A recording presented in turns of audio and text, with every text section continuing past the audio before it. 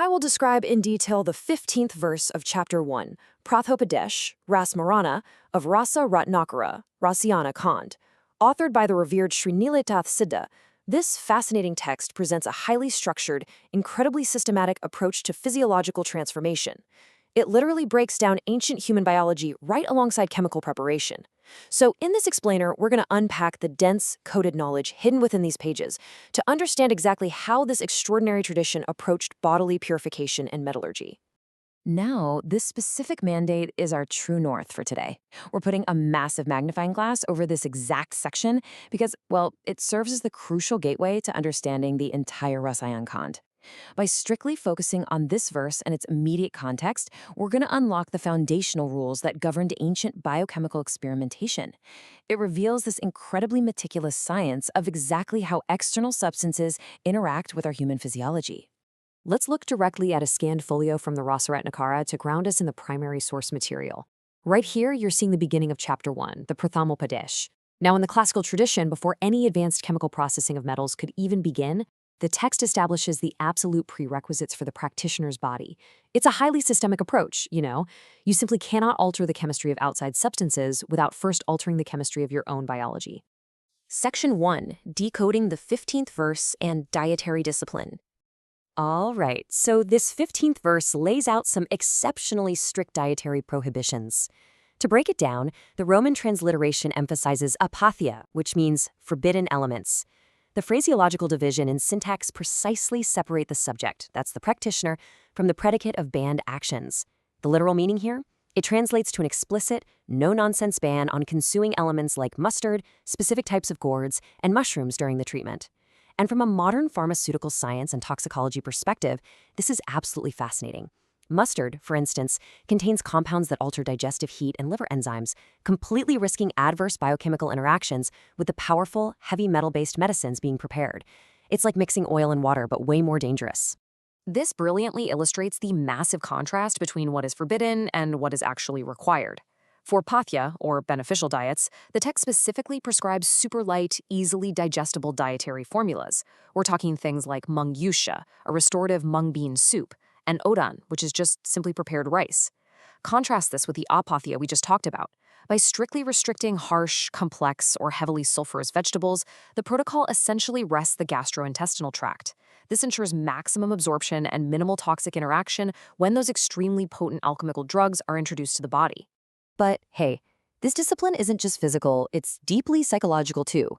Right after the 15th verse, the text expands the apathia to lifestyle and behavioral restrictions.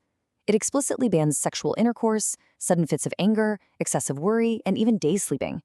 Looking at this through the lens of modern neurobiology and psychosomatic medicine, we know for a fact that anger and worry spike cortisol and adrenaline. Those are stress hormones that completely alter our metabolic state and basically shut down liver detoxification. So the Rasaratnakara effectively demands a drastically lowered stress baseline to ensure the body's mechanisms are fully 100% prepared for some major pharmacological heavy lifting. Section 2, Marana, the alchemy of mercury. So, having established the rigorous biological and psychological discipline required, the text shifts gears into intense metallurgical chemistry. To really grasp this process, we first need to define our terms. Rasa translates directly to mercury, which was considered the absolute supreme substance in this classical tradition. And Marana? Well, that refers to the highly complex calcination process. Think of it as the extreme chemical stimulation required to basically kill the toxic nature of the heavy metal, binding it into a new, totally safe and bioavailable compound. In modern terms, this is remarkably akin to early material science and nanotechnology, breaking down a toxic heavy metal atom by atom until it forms a therapeutic ash or sulfide. Moving on, these subsequent verses meticulously list multiple distinct methods, which are referred to as prakars, for preparing and binding the mercury. The text doesn't just offer one simple recipe, it gives us a comprehensive, highly detailed scientific manual of variables. It describes exactly how to chemically stimulate ingested mercury using different external biological factors, demonstrating a highly empirical, test-and-learn approach to ancient pharmacology and heavy metal detoxification. The classical preparation methodology generally follows 3 incredibly rigorous steps. First up is trituration. This is the relentless, back-breaking grinding of the mercury with specific acidic or alkaline herbal juices. Second, sealing this mixture inside a musha, which is a specially crafted clay crucible. And third, heating the whole thing inside specific yantras, or specialized heating equipment designed to control the temperature perfectly.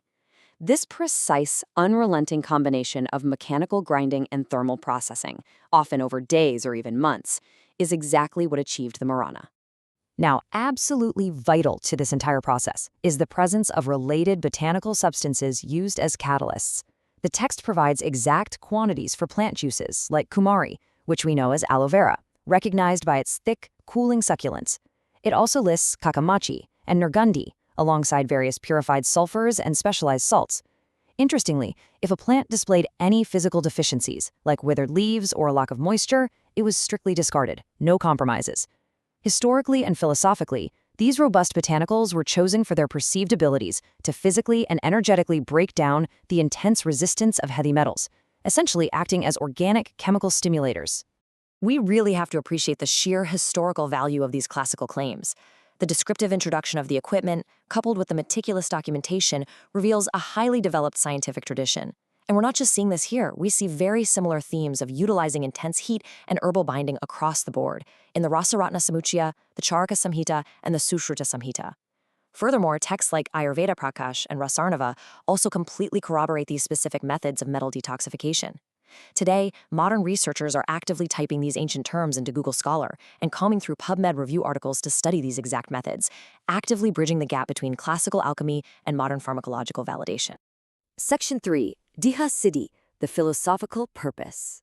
In the section called Deha Siddhi Prashansa, the original classical meaning and the ultimate historical and philosophical purpose are laid bare. Deha Siddhi literally translates to the pursuit of a perfected physical body. You see, the text asserts that spiritual liberation actually requires a robust, flawless vessel. Therefore, the alchemy wasn't just to cure a random ailment or a headache. It was designed with the monumental goal of creating an immortal, disease-free, and perfected physical state capable of withstanding the extreme rigors of profound spiritual practice. The text claims some massive results: the total eradication of systemic diseases and the generation of immense physical strength, all through microscopic dosages of these prepared drugs. As an explainer of this material, we have to ask, what are the key points and what is truly worth learning here? While modern scientific evidence obviously requires rigorous clinical trials to validate these unproven claims, the historical significance is just monumental.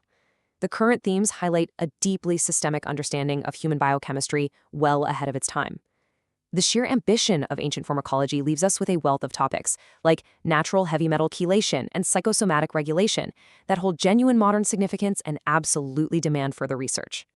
On behalf of the Vedmata AI family, it is our humble request that if you found our presentation informative, please share our video as widely as possible so that the authentic knowledge of Indian Vedic texts can reach the masses. Come, let us all participate in this yagya of knowledge. Har Har Mahadev.